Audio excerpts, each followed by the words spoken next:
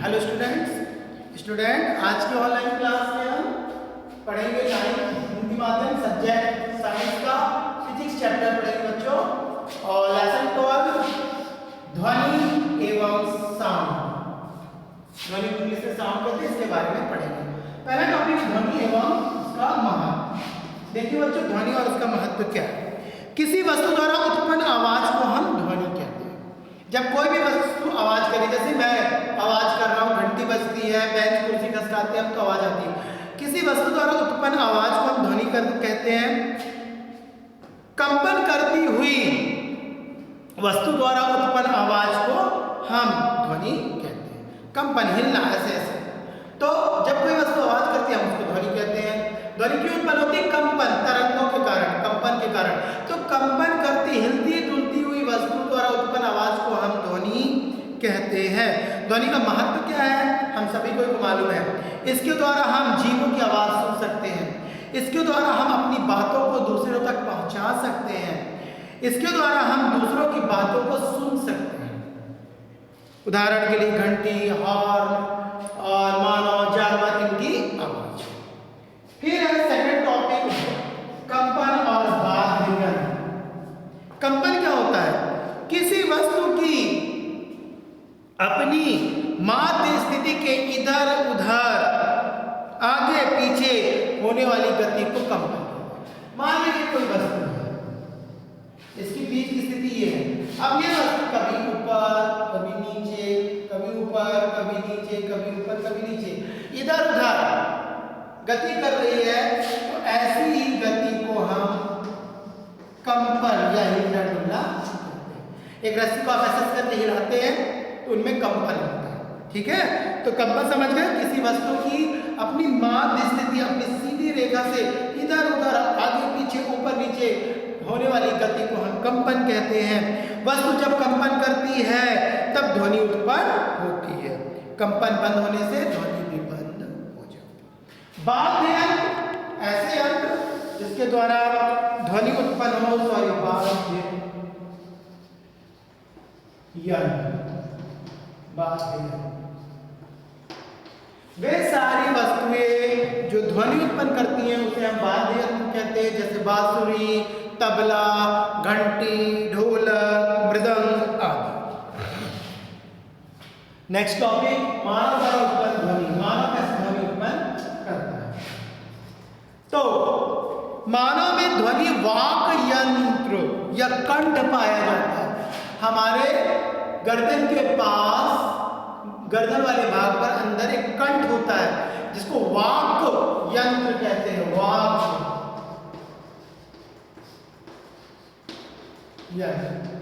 या कंठ। इसी के द्वारा, इसमें तो पतली झिल्ली लगी होती है।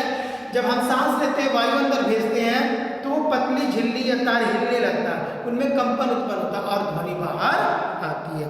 तो हम अपनी अंगुलियों को कंठ में रखकर महसूस भी कर सकते हैं, यहाँ पर ऐसे रखकर, कि कैसे इसमें ध्वनि उत्पन्न हो रही। तो हमारी कंठ या लैरिंक्स या वाक्य यंत्र में एक पतले तार लगा होता है, उसमें कंपन होता है, वो हिलती है जिससे ध्वनि उत्पन्न होती है। फिर है नेक्स्ट टॉपिक ध्वनि संचरण में माध्यम। यानी जैसे हम सभी को एक स्थान से दूसरे स्थान में आने जाने के लिए माध्यम चाहिए। हम आते जाते हैं अपनी साइकिल से, गाड़ियों से, बस से, ट्रक से, रेल से, एरोप्लेन से या अपने पैरों से। तो एक स्थान से दूसरे स्थान में आने जाने के लिए हमको क्या चाहिए? माध्यम चाहिए। तो वैज्ञानिक कह रहे हैं क्या ध्वनि को आने जाने के लिए माध्यम की आवश्यकता होती है? तो हाँ, ध्वनि का एक स्थान से दूसरे स्थान में आने जाने तक या पहुंचने के लिए माध्यम की आवश्यकता होती है। और यह माध्यम वायु और जल होता है। यानी ध्वनि वायु और जल द्वारा एक स्थान से दूसरे स्थान पर आती जाती है। वायु के द्वारा ध्वनि बड़ी तीव्र गति से आती जाती है और सांद्रता, वायु से ज्यादा सांद्रता पानी की होती है, तो पानी में ध्वनि की गति कम हो जाती है। ओके, नेक्स्ट टॉपिक आवृत्ति, आवर्तता एवं प्रबलता। ये सब ध्वनि से रिलेटेड परिभाषाएं हैं जिसके बारे में हम पढ़ेंगे। आवृत्ति वस्तु के इधर उधर गति करने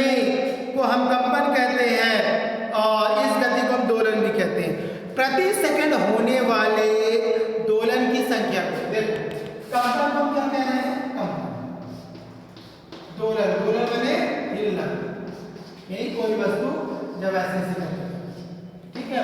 तो एक सेकंड में कोई भी वस्तु कितना दोलन करे, यहाँ से यहाँ से यहाँ, यहाँ से यहाँ, यहाँ से यहाँ, जितना दोलन करती है उसकी आवृत्ति कहलाती है। इसको हम हर्ट्ज, एच जेड से प्रदर्शित करते हैं। तो जब कोई भी वस्तु अपने माध्य गति से ऊपर नीचे गति करती है हम उसको कंपन या दोलन कहते हैं। एक सेकंड में किसी वस्तु द्वारा कितना दोलन हुआ उसकी संख्या को उसकी आवृत्ति कहते हैं और इसको हम हर्ट्ज एच जेड से प्रदर्शित करते हैं।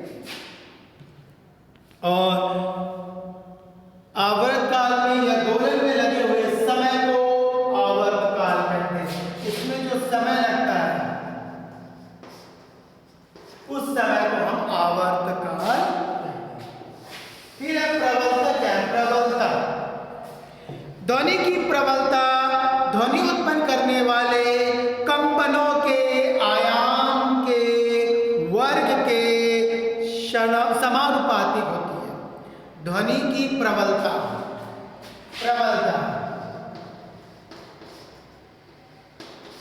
ध्वनि उत्पन्न करने वाले कंपनों के आयाम के वर्ग के समानुपाती होती है।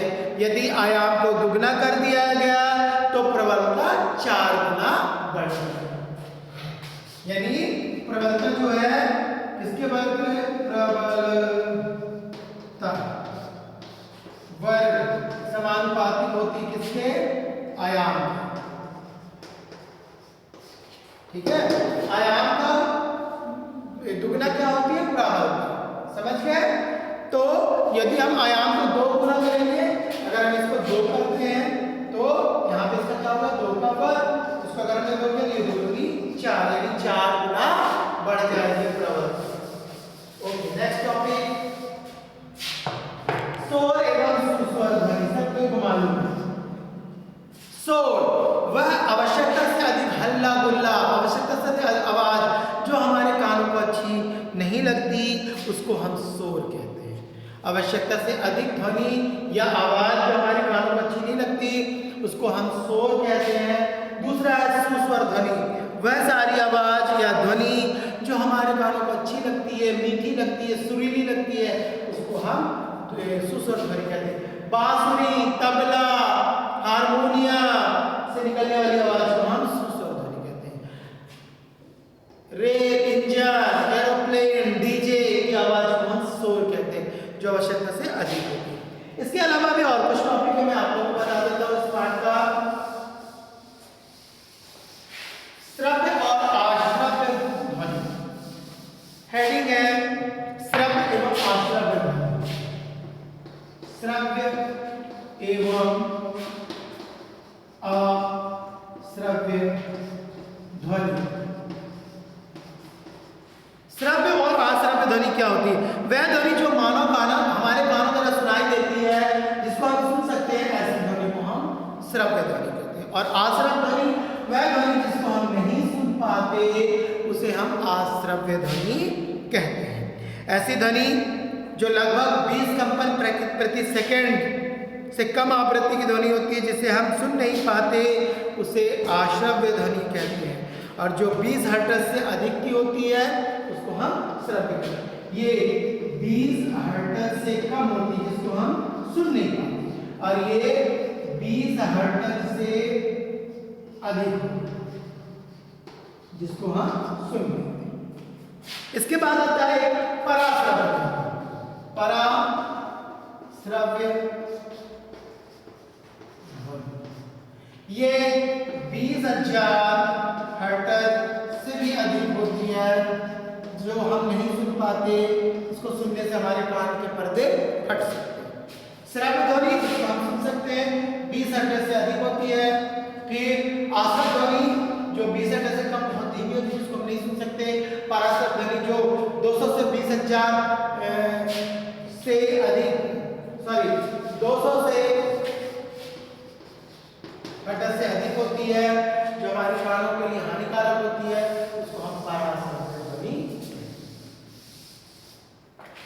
इसके बाद है बच्चों आपकी क्लास का आज लास्ट टॉपिक मानव कर्ण, मानव का कान।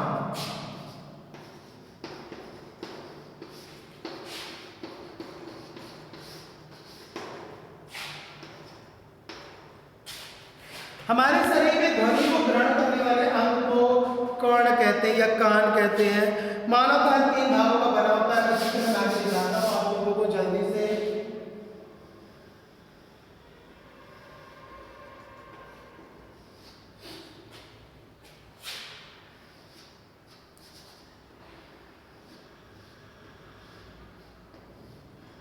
ये कान का पर्दा इसमें लगा होता है।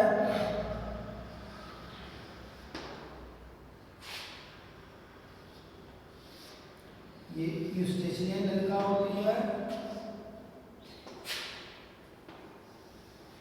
ये एंडोलिम्फेटिक सेट है जो बॉडी को बैलेंस करने का काम करता है।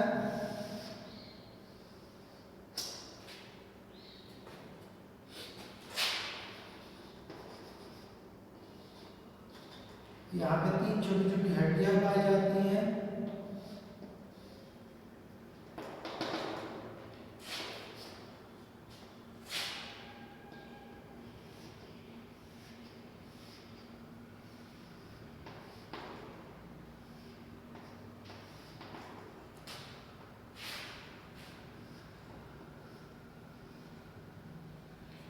मध्य में कार्टाया होता है।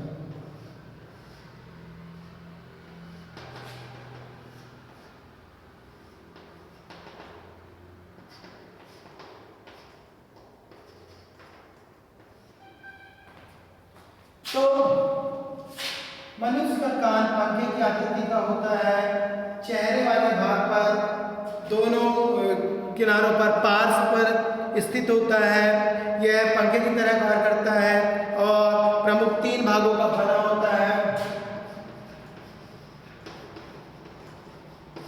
बाह्य कर्ण, मध्य कर्ण,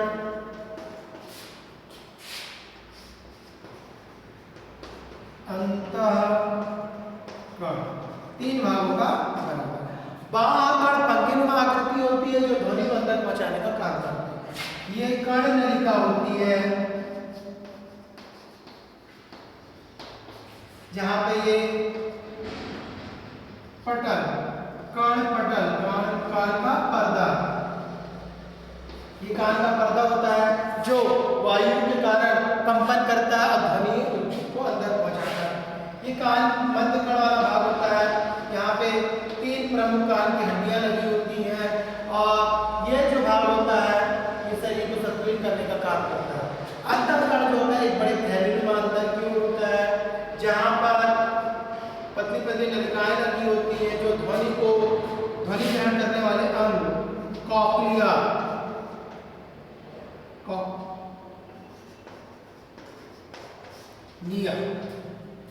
कॉक्लिया तक पहुंचाने का काम करता है।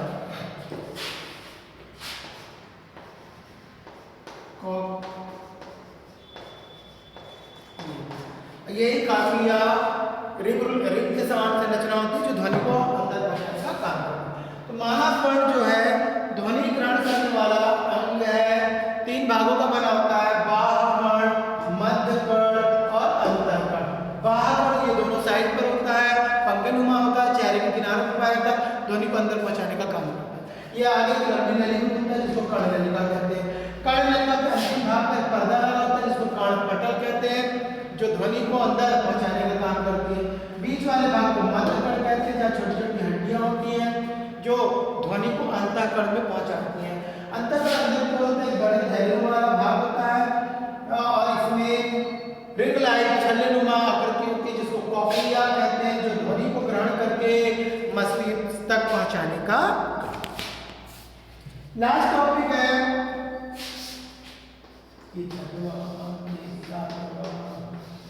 और ये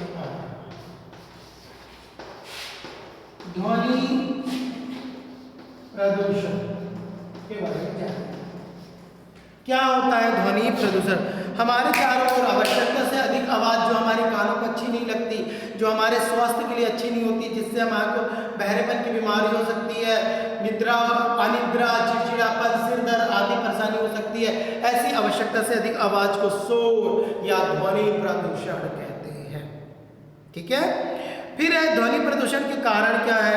प्रमुख कारण है अशिक्षित होना, जनसंख्या अधिक वृद्धि होना, आवश्यकता से अधिक आवाज़ों का उपयोग करना, वृक्षों की कटाई करना, यातायात के साधनों का ज़्यादा उपयोग करना, डीजे, लाउड स्पीकर का उपयोग करना, रेल की हॉर्न और हवाई जहाज की आवाज़ों से भी ध्वनि प्रदूषण होता है। ध्वनि प्रदूषण के रोकने के उपाय क्या क्या है? सबसे पहले दुष्परिणाम देखते हैं, इससे नुकसान क्या है। तो ध्वनि प्रदूषण से बहरेपन की बीमारी होती है, क्योंकि कान का ये पर्दा फट जाता है और बहरापन की बीमारी होती है। इसके अलावा अनिद्रा, नींद नहीं आती, चिड़चिड़ापन होता है, बीपी बढ़ जाता है और सिर में दर्द होने लगता है। ये सारी समस्याएं ध्वनि प्रदूषण के कारण होती है। रोकने के उपाय क्या क्या है? तो लोगों को शिक्षित करना चाहिए कि हमें कैसी आवाज़ सुननी है, कैसी आवाज़ नहीं सुननी है, डीजे का उपयोग नहीं करना चाहिए, लाउड स्पीकर का उपयोग नहीं करना चाहिए, कारखानों की चिमनी, कारखानों से जो आवाज़ निकलती है उसका आवाज़, गाड़ियों के हॉर्न का आवाज़ कम होना चाहिए, रेल हवाई जहाज की आवाज़ कम होनी चाहिए। और मोस्ट इम्पॉर्टेंट, सड़कों के किनारे वृक्षारोपण करना चाहिए, क्योंकि पौधे आवश्यकता से अधिक कार्बन डाइऑक्साइड को ग्रहण करते हैं और आवश्यकता से अधिक हानिकारक आवाज़ को भी अंदर ग्रहण करते हैं। तो बच्चों, आज की क्लास आपके यहाँ पे कंप्लीट होती है। इससे रिलेटेड क्वेश्चन आंसर है मैं व्हाट्सएप में भेज दूंगा। इस वीडियो को आप लोग अच्छे से देखेंगे, समझेंगे और सब्सक्राइब